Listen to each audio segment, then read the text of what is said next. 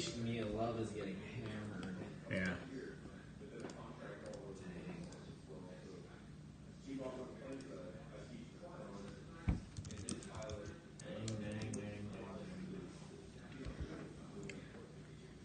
Howdy, folks. Hate to say I told you so. Hate to say I told you so. Really hate to tell you I told you so.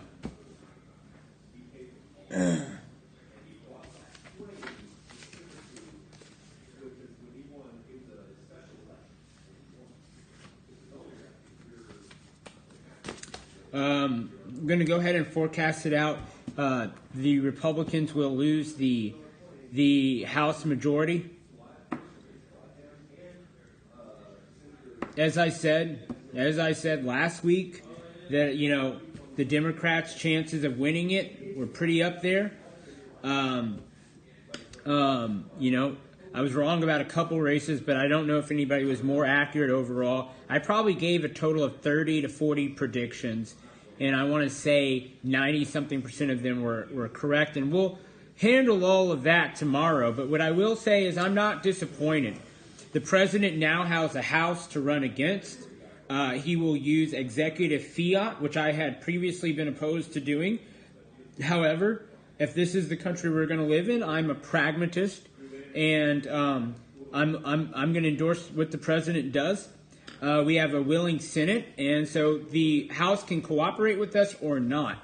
The House majority is going to be small. Remember, there's only one person in the entire country who said that the House majority could be 7 to 10 seats. And so it's looking like that might be the case. There's one person in the entire country. I did text somebody earlier. If the results, it's hard because I've never seen an election like this. There's an axiom in politics that all politics are local, but I've never seen politics this local. There is literally no rhyme or reason between some of the incumbents that won and some of the incumbents that lost. There's no regional cohesion. There's just nothing. And so, Roscom losing in Illinois 6 after winning against Barack Obama and other people by 20 points doesn't make sense when you line up Bishop in Michigan 8 or New Jersey 03 where we're winning. I mean, it's really remarkable. We're coming ahead in North Carolina 9. So you're looking at a very slim. And remember that the Democrat caucus is very chaotic. The Democrat caucus is extremely chaotic. So, so what? I mean, I really want Republicans to ask themselves something. What was the House passing anyway? What was the House doing to help the president's agenda, the MAGA agenda anyway? It really seemed like Paul Ryan and the House Republicans were more of a roadblock to this president and his winning agenda than anything. From North Korea to the tax cuts. Remember, the House Republicans almost botched the tax cut deal when they said that they were going to tax 401ks. Do you remember that? Yeah. Do you remember how crazy that was? I almost left the Republican Party over that. Kevin Brady out of Houston said he was going to tax 401ks. The White House had to swoop in and said, what the hell are you talking about? Paul Ryan sabotaged us at every twist and turn. And I've been a Paul Ryan fanboy for years. He betrayed me. And so here we are, left with the two most powerful men in House. And yes, I want to go ahead and be the first. Kevin McCarthy does not need to be the speaker, or does not need to be the leader for the minority leader. Kevin McCarthy out of California does not need to be the minority leader. We ought to give a real conservative shot. I want to go ahead and endorse Jim Jordan. I think that Jim Jordan would make a fantastic minority leader. In fact, I already talked to a friend tonight, and I said I need to pray, and I need to use all of my wisdom and power to phrase to y'all the numerical disaster that are moderates. If you look at Michigan, where we will underperform, it's because of a moderate governor who failed in policy. If you look at Illinois, which weighed down 2 House seats, lost us the Attorney General and the governorship, that was due to moderate leadership. Where you saw people stand with the president, from Rick Scott to Brian Kemp in Georgia and Florida, they exceeded and beat the polls outside of the margin of error. Conservatism can win. Populism can win. Moderation has no home. It has no constituency. There is no one who wants to be in the middle of the road of disaster and ruin. We need to make, President Ronald Reagan said, we don't need to paint in pale pastels. Let's be bold. And so I think that Jim Jordan needs to be the minority leader going into this next session. I think that the Paul Ryan, Kevin McCarthy leadership has utterly failed us. And, this is what it is. This is the game we got in. But remember, there was one person who said, we're going to win the Senate and expand it. We're going to lose the House. And what else did I say? I said it would be a 7 to 10 seat majority for whoever won it. And so I wish there was a rhyme or reason. I wish there was a rhyme or reason for how some of these districts are voting, and there isn't. There really just isn't. I've never seen anything like it except for the fact that all politics are local. Someone said, we'll keep the Senate, bro. I already said that.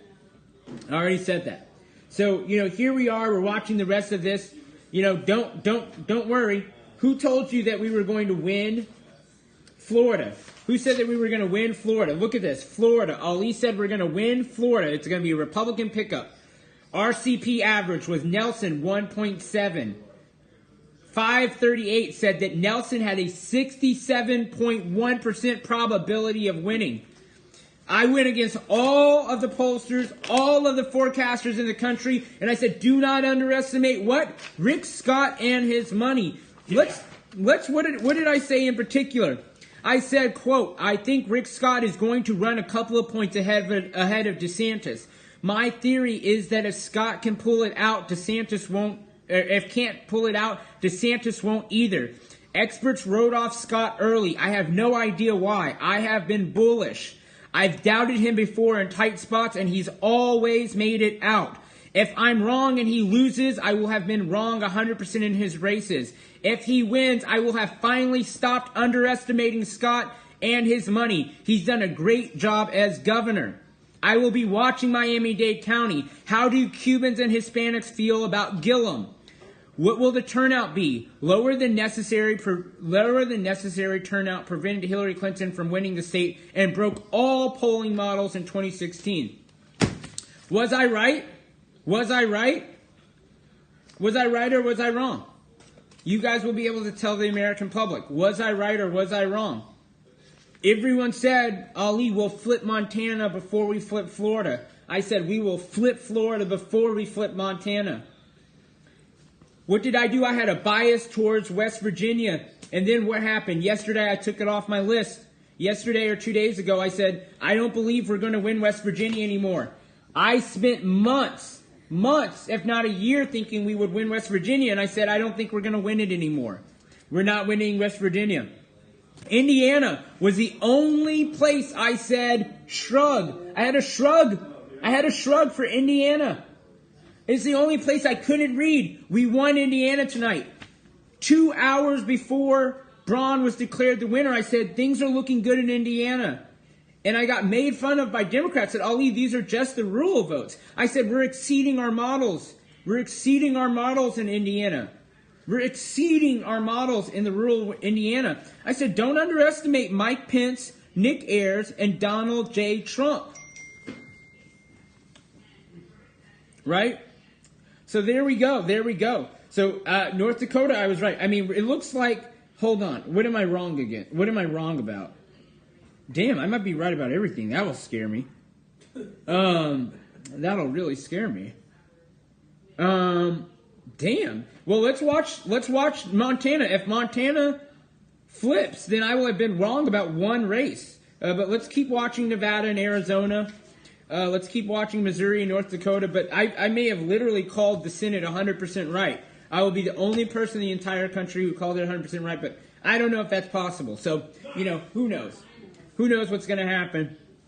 Who knows what's going to happen? I said, what did I tell you? I said, don't worry about Brian Kemp in Georgia. Who told you not to worry about Brian Kemp in Georgia? Someone said the main issue isn't just the House. They'll have subpoena power. They have subpoena power over people in government. Who gives a crap? They have subpoena power over people not in government, but people not in government don't have to cooperate.